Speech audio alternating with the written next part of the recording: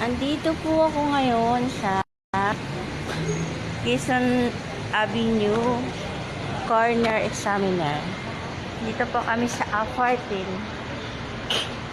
Ayan po yung ambience dito, yung paligid dito sa apartment na to. Ang ganda dito po. Ayan po siya, ayan po siya. Nag-series ako nag-ikot. Ngayon dito naman po sa area na to.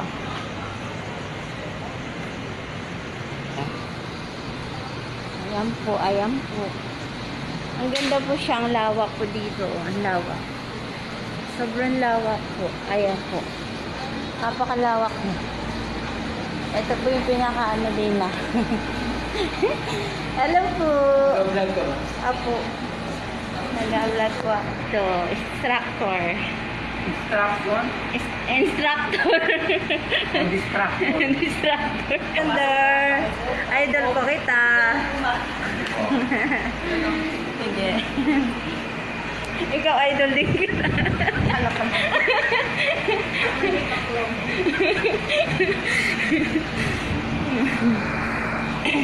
Naging Corina Sanchez yung kagabi. Parang lasing ka rin. Sabi ko, paano ko lang iniwan ko na, diba? Iniwan ko lang. Sabi ko, ay, nangyari kaya. Parang may iba na yung gali. Sabi ko, alisin ko na. Kulang na lang si Direk, interviewin niya eh. Oo, kasi sabi ko, busy si Direk. Ito talaga cash ko. Tinatakot mo nga ako noon eh.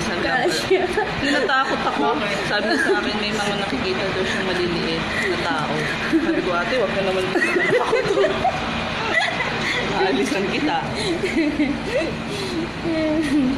Ala, may nag-comment.